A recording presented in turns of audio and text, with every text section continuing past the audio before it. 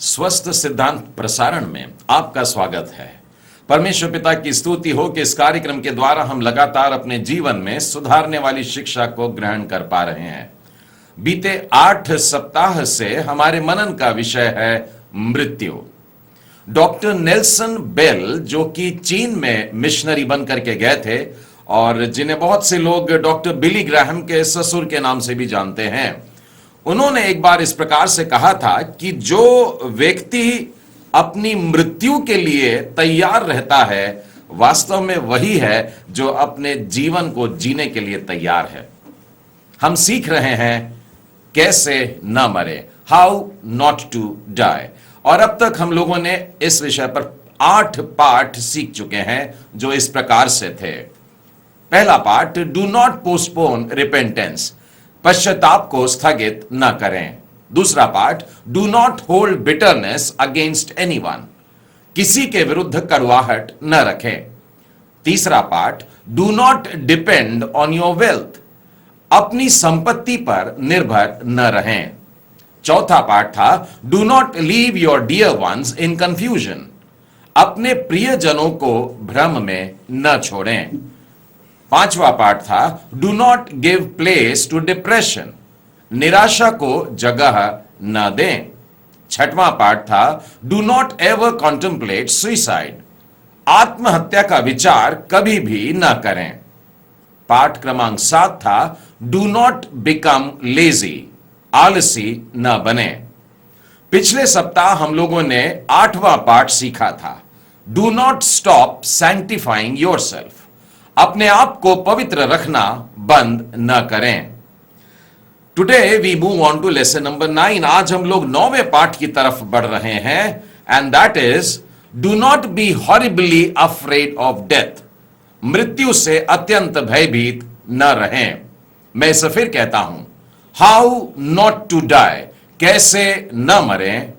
Do not be horribly afraid of death, मृत्यु से अत्यंत भयभीत न रहें। प्रियो, मनुष्य अगर अपने जीवन में किसी बात से, किसी वस्तु से बहुत अधिक डरता है तो वो है उसकी मृत्यु।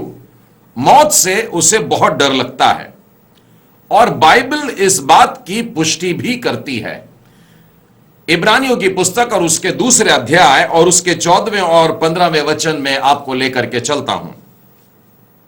इसलिए जबकि लड़के मांस और लहू के भागी हैं, तो वह आप भी उनके समान उनका सहभागी हो गया, ताकि मृत्यु के द्वारा उसे, जिसे मृत्यु पर शक्ति मिली थी, अर्थात शैतान को निकम्मा कर दें, और जितने मृत्यु के भय के मारे जीवन भर दासत्व में फंसे थे उनको छुड़ा ले।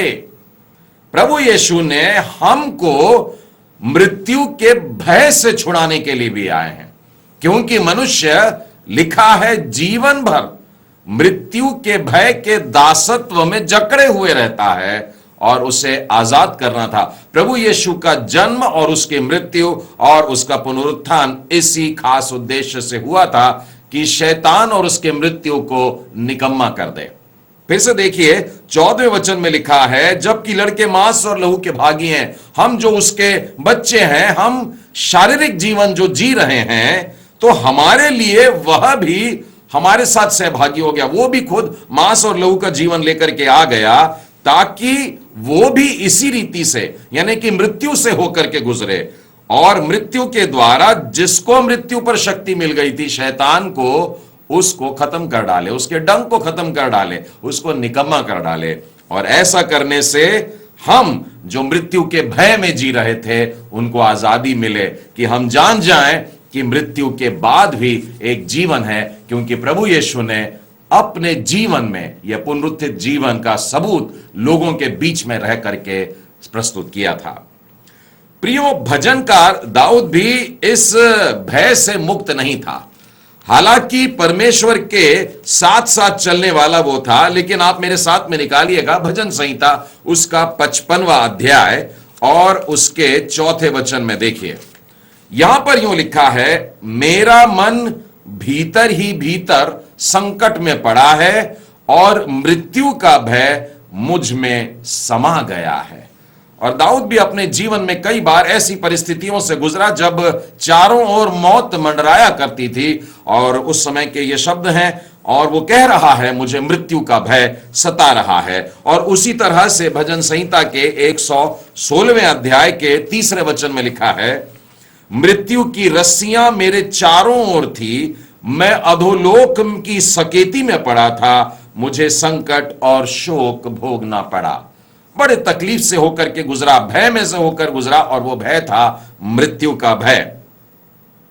प्रियो, लेकिन मृत्यु के लिए परमेश्वर का जो दृष्टिकोण है और जो मनुष्य के सोच विचार हैं, ये एकदम भिन्न है। उसका उदाहरण मैं इन वाक्यों से आपको बताना चाहता हूं कि मनुष्य जो है ये मौत से दूर भागना चाहता है, मृत्यु से जितना दूर रहे वो संतुष्ट रहेगा। लेकिन परमेश्वर हमको क्या सिखाता है कि मृत्यु के लिए हम उत्सुक हो जाएं। दूसरा वाक्य देखिए कि मनुष्य मृत्यु को अपनी जीवन यात्रा का अंत समझता है, जबकि परमेश्वर हमको यह बताता है कि मृत्यु जीवन यात्रा के जो सबसे उत्तम भाग है उसकी शुरुआत है। उसी तरह से एक और वाक्य देखिए कि मनुष्य मृत्यु को एक दुख भरी अंधेरी रात समझता है, लेकिन परमेश्वर मृत्यु को महिमा में उजाले का दिन कहता है। प्रियो, हम लोग अपने जीवन में मृत्यु के कारण जो भयभीत होते हैं वो इसीलिए है क्योंकि हम मृत्यु के बाद की बातों को नहीं जानते। इसे मैं थोड़ी देर में विस्तार से बताऊंगा। बाइबल मृत्यु को बड़े आदर के साथ में देखती है। भजन संहिता के 116वें अध्याय के 15वें वचन को अगर आप देखें तो वहां लिखा है, यहोवा के भक्तों की मृत्यु उसकी दृष्टि में अनमोल है।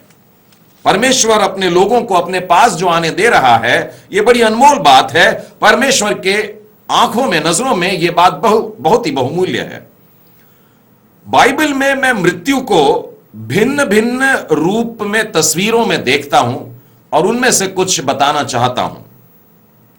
बाइबल में मृत्यु को नींद के साथ में तुलना की गई है उसकी, मानो कोई इस व्यक्ति सोया है। यदि आप यूहन्ना के 11वें अध्याय में आते हैं और उसके 11वें वचन के पास में देखिए, जहां पर प्रभु यीशु अपने शिष्यों से कह रहे हैं कि मेरा मित्र लाजर सो गया है, परंतु मैं उसे जगाने जाता हूं। आप इस घटना को जानते हैं कि लाजर को मर के 4 दिन हो चुके थे, लेकिन यीशु उसके लिए इस शब्द का इस्तेमाल करता है कि हमारा मित्र लाजर सो गया है, परंतु मैं उसको जगाने के लिए जाता हूं। पौलुस प्रेरित 1 थिस्सलुनीके और उसके 4 अध्याय और उसके 13वें वचन में कहता है कि हे भाइयों, हम नहीं चाहते कि तुम उनके विषय में जो सोते हैं अज्ञानी रहो, ऐसा ना हो कि तुम दूसरों के समान शोक करो जिन्हें आशा नहीं है। अर्थात ये उनके लिए बात कर रहा है जो प्रभु में सो गए हैं। परमेश्वर ने अपनी महिमा में बुला लिया है, अपने पास बुला लिया है, जिनके देह का अंत हो गया है। उनके लिए वो शब्द का इस्तेमाल कर रहा है कि जो सो रहे हैं। तो नींद एक शब्द है। दूसरी उपमा में देखता हूं कि मृत्यु की जा रही है मानो जहाज किनारे पर से हटके समुद्र की तरफ अपनी यात्रा शुरू कर रहा हो, और इसके लिए हम साधारणता कहते हैं कि कूच करके निकलना। और मैं फिलिपियों की पत्री और उसके 1 अध्याय के 23वें वचन में इस प्रकार की बात को देखता हूं जो लिखा हुआ है पौलुस प्रेरित के शब्दों में, 1 अध्याय और उसका 23वां वचन। मैं दोनों के बीच अधर में लटका हूं, जी तो चाहता है कि कूच करके मसीह के पास जा रहा हूं, क्योंकि यह बहुत अच्छा है। निकल जाना चाहता हूं, जैसे जहाज किनारे को छोड़ करके अपनी यात्रा को शुरू करना चाहता है। और उसी तरह से 2 तीमुथियुस और उसके 4 अध्याय के 6वें वचन में लिखा है, मैं अर्घ के समान उंडेला जाता हूं और मेरे कूच करने का समय आ गया है। अब मेरे उस जहाज के समान जो किनारा छोड़ करके आगे बढ़ जाता है गहरे में, वैसा समय आ गया है। तीसरी समरूपता में जो देखता हूं वो है विदा होना। यदि आप लूका की पत्री में और उसके 9वें अध्याय में, लूका रचित सुसमाचार और उसका 9वां अध्याय और उसके 31वें वचन में आएंगे, यहां पर यह लिखा हुआ है, ये महिमा सहित दिखाई दिए और उनके मरने की चर्चा कर रहे थे जो यरूशलेम में होने वाला था। उस पहाड़ी को याद करिए जब यीशु ने अपने 3 शिष्यों को साथ में लिया और वहां पर पहाड़ी पर जाकर प्रार्थना कर रहे थे, वहां उनका रूप परिवर्तित हो गया और 2 व्यक्ति प्रभु यीशु से मिलने के लिए आते हैं, मूसा और एलिया, और बहुत जगमगास गए उनके कपड़े और शिष्य देख करके घबराए हुए हैं। और आपको मालूम है कि वहां पर क्या चर्चा चल रही थी, मूसा, एलिया और प्रभु यीशु। लिखा है प्रभु यीशु के विदा होने की बात, यानी कि उसके मृत्यु की बात वो लोग कर रहे थे। उसी तरह से हम देखते हैं कि पतरस भी अपनी दूसरी पत्री के पहले अध्याय में इसी बात को दोहराता है कि मेरे विदा होने का समय अब आ गया है। उसी तरीके से मैं चौथा जो तुलना है नींद का देखा हमने, जहाज का किनारा छोड़ना और उसी तरीके से विदा होना। अब चौथा देखते हैं कि वस्त्र बदलना। हम लोग मृत्यु के दौरान वास्तव में इस देह को छोड़कर एक नई देह को पहन लेते हैं, और साथ ही तंबू का उखाड़ा जाना, इस प्रकार के शब्द भी नजर आते हैं। यदि आप निकालें दूसरा पतरस और उसका पहला अध्याय और उसके 4 वचन में इस प्रकार से लिखा है कि बहुत सी बड़ी प्रतिज्ञाएं हैं ताकि इनके द्वारा तुम सड़ाहट से छूटकर जो संसार के बुरी अभिलाषाओं से होती है ईश्वरीय स्वभाव में संभागी हो जाओ। आगे 14 वचन में लिखा है, क्योंकि यह जानता हूं कि मेरे डेरे के गिराए जाने का समय शीघ्र आने वाला है। मेरा जो तंबू है वो अभी गिराया जाएगा, यानी कि मेरी मृत्यु आने वाली है। उसी तरीके से मैं दूसरा कुरिन्थी और उसके 5वें अध्याय और उसके पहले ही वचन में इस प्रकार से पढ़ता हूं। पौलुस प्रेरित लिखते हैं, क्योंकि हम जानते हैं कि जब हमारा पृथ्वी पर का डेरा सरीखा घर गिराया जाएगा, ये तंबू जब गिराया जाएगा, तो हमारी मनुष्य की मृत्यु को तंबू के सदृश समझा गया है, जो थोड़े समय के लिए खड़ा होता है फिर उसको गिरा दिया जाता है ताकि दूसरी जगह में जाएं। एक और मृत्यु की तुलना की जा रही है और वो है बीज बोने से, और यह हमको मिलता है पहला कुरिन्थी और उसके 15वें अध्याय के 42वें वचन में। मुर्दों का जी उठना भी ऐसा ही है, शरीर नाशमान दशा में बोया जाता है और अविनाशी रूप में जी उठता है। बिल्कुल उसी तरह से जैसे अनाज के दाने बोए जाते हैं और बाद में वो एक नए रूप में पौधा बनकर के खिल उठते हैं, मनुष्य की देह में भी वो मानो गाड़ा जाता है, बोया जाता है, लेकिन एक नए रूप में उठने के लिए। इसलिए प्रियो, किसी विश्वासी की मृत्यु के समय में क्रिस्ती जन वास्तव में यह कहते हैं कि महिमा में उनकी पदोन्नति हुई है। मृत्यु वास्तव में आपके जीवन की रोशनी को बंद कर देना नहीं, परंतु इसलिए कि आप दिन के उजाले में पहुंच गए, परमेश्वर के सामने जाकर के खड़े हो रहे हैं, स्वर्ग के उजाले में पहुंच रहे हैं। इसलिए जैसे दिन के निकलते चिराग को फूंक दिया जाता है, वैसे यहां से चिराग को बुझा करके उसको दिन के समय में प्रवेश करा दिया जाता है। पिलग्रिम्स प्रोग्रेस नाम की एक पुस्तक है जो शायद आपने पढ़ी होगी, और इनके लिखने वाले जॉन बनियन हैं, और इन्होंने मृत्यु के लिए एक बड़ा सुंदर वाक्य कहा था, और उनका कहना था कि उस मनुष्य के समान जो बंदी गृह में से निकल करके महल में प्रवेश करता है, जो कि मानो जेल खाने में था, कैदी खाने में रखा गया था उसको, और उस कैद खाने में से छूटता है और एक बड़े से महल में हमेशा के लिए प्रवेश करता है। बाइबल भी बिल्कुल हमें इसी बात को सिखाती है। लोग मृत्यु से इसीलिए डरते हैं क्योंकि वे जानते नहीं हैं कि मृत्यु के बाद क्या है। मैं इसे फिर से कह रहा हूं, मनुष्य मृत्यु से क्यों डरता है? वो इसीलिए डरता है क्योंकि उसे मालूम नहीं है कि मृत्यु के बाद कितना अद्भुत और सुख और आनंद और उजाला है। प्रियो, मृत्यु के उपरांत क्या है, आप क्या विश्वास करते हैं, इस पर तय होगा कि आप अपना जीवन आज कैसे जीते हैं। आपके जीवन के सारी व्यवहार की बातें इसी पर आधारित रहेगी कि आप मृत्यु को किस नजरिए से देखते हैं। आइए हम इस समय बाइबल के कुछ पाठांशों को देखेंगे जहां पर मृत्यु के विषय में बात की जा रही है। प्रभु यीशु क्रिस्त पर विश्वास करने वाले व्यक्ति के साथ आखिर होता क्या है, उसकी मृत्यु के उपरांत क्या होता है। जिस मनुष्य ने यीशु पर विश्वास कर लिया है, मृत्यु के बाद उसका क्या होता है। बहुत सारी बातें हैं जो दानियल को प्रकाशन के रूप में दी गई थी। दानियल बहुत सारे भेदों को खोलने वाला व्यक्ति करके आप जानते हैं, और एक बात थी जो दानियल के समझ में नहीं आ रही थी। मेरे साथ आप खोल सकते हैं दानियल की पुस्तक, उसका 12वां अध्याय और 8वां और 9वां वचन। यह बात मैं सुनता तो था परंतु कुछ ना समझा। दानियल कह रहा है, तब मैंने कहा, हे मेरे प्रभु, इन बातों का अंत फल क्या होगा।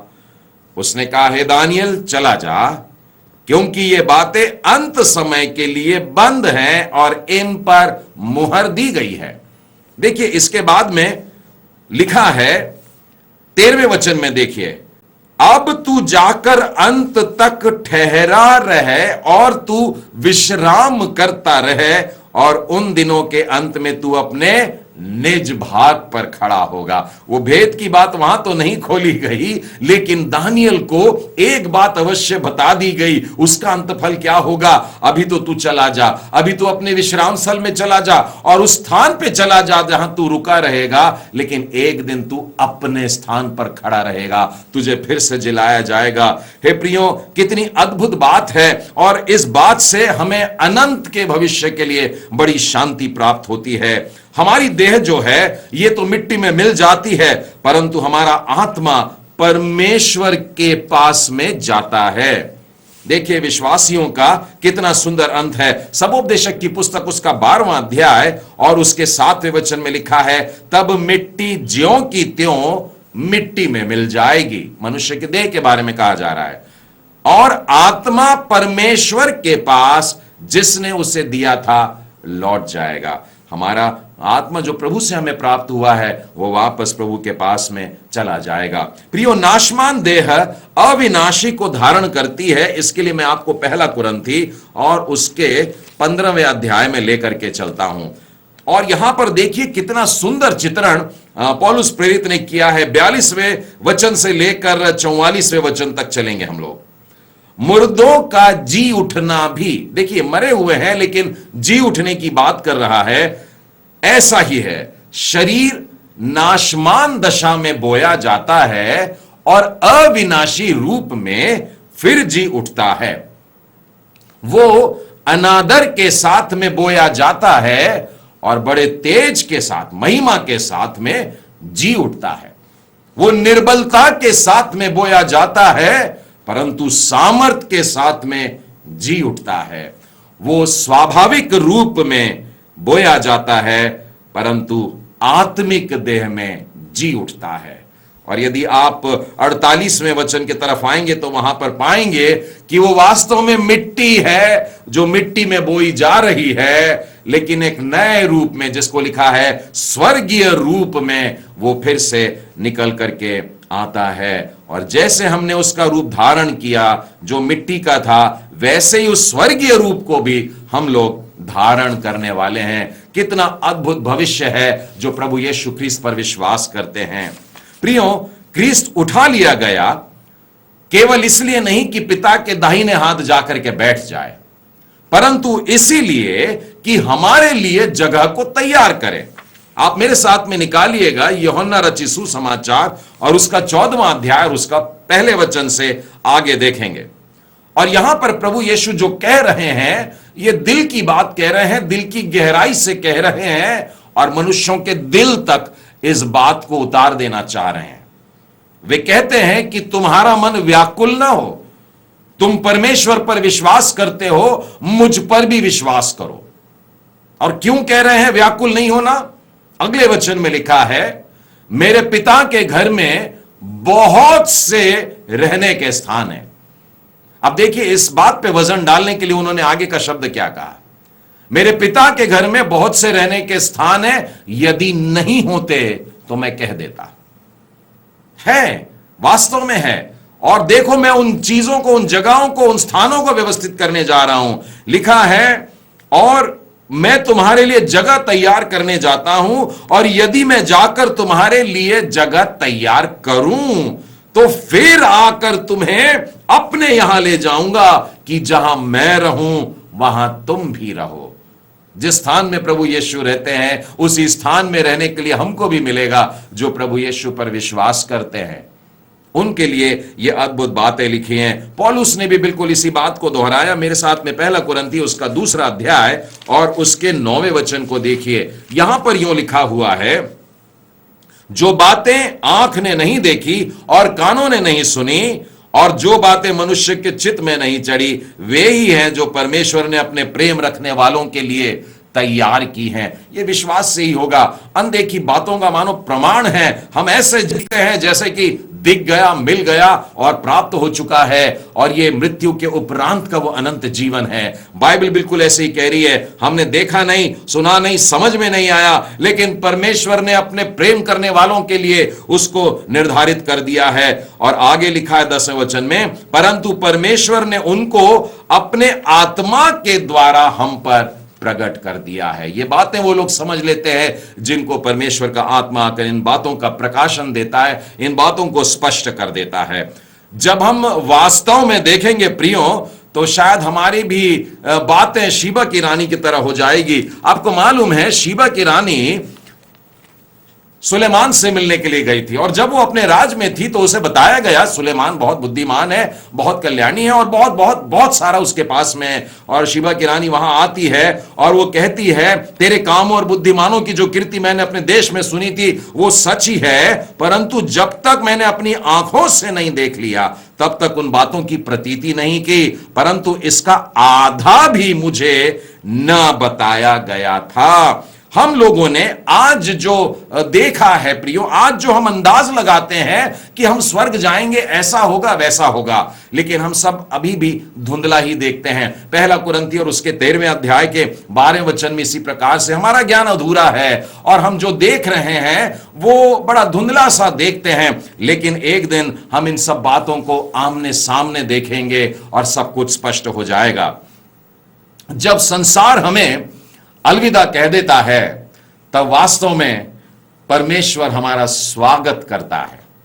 सोचिए, संसार आपको अलविदा कह देता है, लेकिन परमेश्वर आपको स्वागतम कहता है, अपने राज्य में बुला रहा है। मैं इसके कुछ उदाहरण बताऊंगा आपको। मत्ती रचित सुसमाचार के 25वें अध्याय में आइए, जहां पर न्याय से संबंधित कुछ बातें लिखी हुए, और वहां पर 34वें वचन में लिखा है, तब राजा अपने दाहिनी ओर वालों से कहेगा, हे मेरे पिता के धन्य लोगों, आओ। वो बुला रहा है, वो स्वागत कर रहा है, और कह रहा है, उस राज्य के अधिकारी हो जाओ जो जगत की आदि से तुम्हारे लिए तैयार करके रखी हुई है। परमेश्वर ने पहले से एक स्थान हम लोगों के लिए तैयार करके रखा हुआ है। उसी तरह से मैं प्रेरितों के काम और उसके 7वें अध्याय में स्तिफनुस के लिए देखता हूं।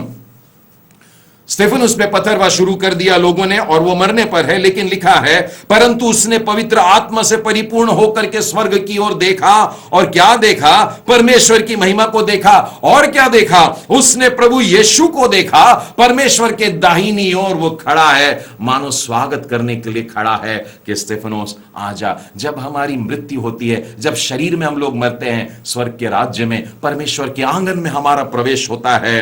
प्रियो, ऐसा स्वागत हर बच्चे का होगा, हर विश्वासी का होगा। मैं ऐसा इसलिए कह रहा हूं क्योंकि स्तिफनुस खुद भी कोई प्रेरित नहीं था, केवल एक छोटा सा सेवक था। आप 6वें अध्याय में उसके बारे में पढ़िएगा, और प्रभु यीशु खड़े होकर के उसको स्वर्ग राज्य में स्वीकार कर रहे हैं। इसलिए मैं दावे से कह सकता हूं कि प्रत्येक जन जो प्रभु यीशु मसीह पर विश्वास करता है, इसी रीति से आदर के साथ में स्वर्ग के राज्य में प्रवेश करेगा। प्रियो, ये पुराने नियम के संतों की भी आस रही है। भजन संहिता और उसके 73वें अध्याय में आइए, और उसके 24वें वचन में देखिए क्या लिखा है, तू सम्मति देता हुआ मेरी अगुवाई करेगा, और तब मेरी महिमा करके मुझको अपने पास रखेगा। स्वर्ग में मेरा और कौन है? तेरे संग रहते हुए मैं पृथ्वी पर और कुछ नहीं चाहता, बस यही बात कि तू मुझको लेने के लिए खड़ा है। फैनी क्रॉसबे के बारे में आप जानते हैं, जन्म के समय में गलत दवाओं के कारण कुछ ही हफ्ते बाद उनकी आंखें चली गई थी और सारा जीवन जो वो अंधे रह करके जी। उनको एक बार कहा गया था कि आपकी आंखें जब आ जाएगी तो क्या आप देखना चाहेंगे, क्या सुंदर धरती और यहां के लोग। उन्होंने कहा नहीं, मेरी आंखें खुलने के बाद मैं केवल यीशु को देखना चाहती हूं, अर्थात मैं वहां पहुंच भी जाऊं, वहां जाकर के मैं प्रभु यीशु को देखना चाहती हूं सुंदर सी दुनिया में। परमेश्वर के दास D.L. मूडी ने एक बार इस प्रकार से कहा था कि पृथ्वी अब मिट्टी जाती है, स्वर्ग दिखाई देता है, यह मेरे अभिषेक का दिन है, ऐ मृत्यु तू कितनी मीठी है। प्रियो, पवित्र आत्मा के द्वारा हमें बयाने के रूप में जो दिया गया है, हमारे को एक गारंटी दी गई है। ये 2 कुरिन्थी 5वें अध्याय और 5वें वचन में लिखा है कि हम स्वर्ग राज्य में बुलाए जाएंगे। उसी तरह से प्रियो, भजन संहिता के 23वें अध्याय और 4थे वचन में मैं दाऊद को देखता हूं कि किस प्रकार के मृत्यु के भय से होकर के वो चल रहा है, लेकिन फिर भी कहता है मैं भयभीत नहीं होऊंगा क्योंकि तू मेरे साथ में रहता है। उसी तरह से जॉन वेस्ली के शब्द याद आते हैं, मृत्यु शैया पर वे पड़े थे और तब उन्होंने यह वाक्य कहा था कि सबसे महत्वपूर्ण बात है कि परमेश्वर हमारे साथ है। यही कारण है कि पौलुस भी इस बात का ऐलान करता है, फिलिपियों के पहले अध्याय और उसके 21वें वचन में लिखा है कि जीना मेरे लिए मसीह है और मर जाना भी लाभ है। 23वें वचन में वे कहते हैं, जी तो चाहता है कि अभी निकल जाऊं और जाकर के प्रभु से मिल लूं, क्योंकि यही बहुत अच्छा होगा। हम बस अपनी आत्मा को परमेश्वर के हाथों में दे दें, उसके हाथों में समर्पित कर दें। प्रियो, प्रभु यीशु ने जिस प्रकार से क्रूस पर से आखिरी वाणी में कहा, हे पिता मैं अपना आत्मा तेरे हाथों में सौंपता हूं, जिस प्रकार से स्तिफनुस ने कहा, हे प्रभु यीशु मेरी आत्मा को ग्रहण करिए, बिल्कुल उसी तरह से हम भी अपनी आत्मा को प्रभु के हाथों में दे दें। मैं फैनी क्रॉस्बी के एक छोटे से गीत के एक अंतरे के साथ में समाप्त करना चाहूंगा।